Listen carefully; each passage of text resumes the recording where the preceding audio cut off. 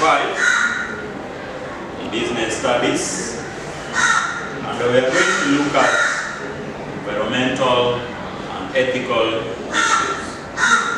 Now, when production activities are taking place, a responsible business company is supposed to ensure that the environment is not polluted, right? There must be preservation of the environment. Now, this is where ethics comes in. Now, ethics is about our responsibility of a business that is involved in production activities to take care of the environment and make sure the environment is clean. Now, we were looking at the economic policies by the government. We were saying there is an external influence of the business, right? The government tries to influence how businesses operate because they have to ensure, number one, say, inflation levels should be low, ensure the rates of unemployment are low, so, and the last one was discussed by interest rates. Now, the interest rate is the amount charged for borrowing money from a bank. When you go to borrow a loan from any bank or any financial institution, you have to repay back the principal sum borrowed plus some amount of money on top we call interest. That varies depending on the repayment period and from one institution to another. Now, in most countries, the interest rates are fixed by the government, right? And the government does this with the central banks in those countries. Now, the percentage of the interest rate is called the monetary policy. Now, remember we talked about the fiscal policy, where we talked about the government expenditure and we talked about taxation. Now, this one is supposed to influence the operations of the economy, in the sense that when the government wants to increase the amount of money in circulation or in supply, they may increase it by increasing the expenditure so that they pump more money into the economy to circulate.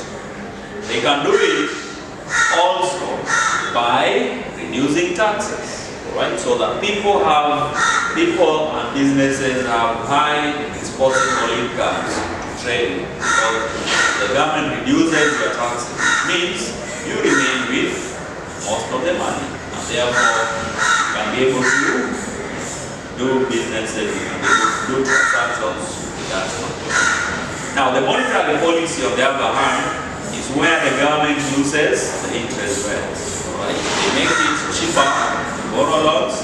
People will go and borrow loans, invest into the economy. That is called monetary policy. Now, the effects to business activity due to having higher interest rates include: one, less profit for companies that already took out a loan. So if you have a higher interest rate, okay, then it means the business is going to spend most of their money to repay the loans from the interest. And that means what? They'll have less profit. Another effect is that there will be less or lower expansion of the business, right? Entrepreneurs thinking of starting business might not be able to afford to take out a loan. The loan is expensive. For example, if the interest rate is 25% per annum, that means every 1,000 shilling you borrow, you will have to pay an extra 250. That is very expensive. That is a quarter of the principal sum. So if it becomes very expensive to take a loan, then it means entrepreneurs will not be willing to take those loans because you have no guarantee that you will be able to make enough profit to repay the loan and the principal. So people will avoid taking the loans, right? That means expansion of businesses and starting new businesses is their problem. Now, if consumer loans, for example, mortgages increase, people will have less disposable income, meaning less demand for. So we are saying that apart from business loans, you have consumer loans where you take a mortgage on your house. So if the interest rate goes up, then it means you spend most of your money to pay for the mortgage, meaning you have less money remaining, meaning you will demand less goods and services, which means you are standard of living.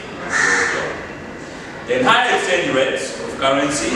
So businesses might respond to all of these policies by doing the following, right? For example, higher income tax. When the taxation levels go up, what happens? The business will respond by lowering production costs to be able to sell goods for lower prices. Income tax goes up. They'll have to reduce the cost of production so that they can sell goods at a lower price. If we have higher import tariffs or import duty, how does the business respond? The business will focus on the domestic market, right? They'll avoid importing goods. So they'll concentrate or focus on the local market. They'll buy materials, the local companies, rather than companies abroad. Why? Because they want to avoid paying high import tariffs. If we have higher interest rates, right, the interest rates, you want to borrow a loan, the rates are high. How does the business respond?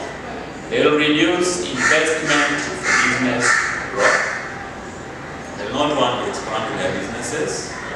They will lower prices of goods to consumers, and they'll sell assets for cash to reduce the loans. They'll avoid taking loans, so they'll sell assets for cash.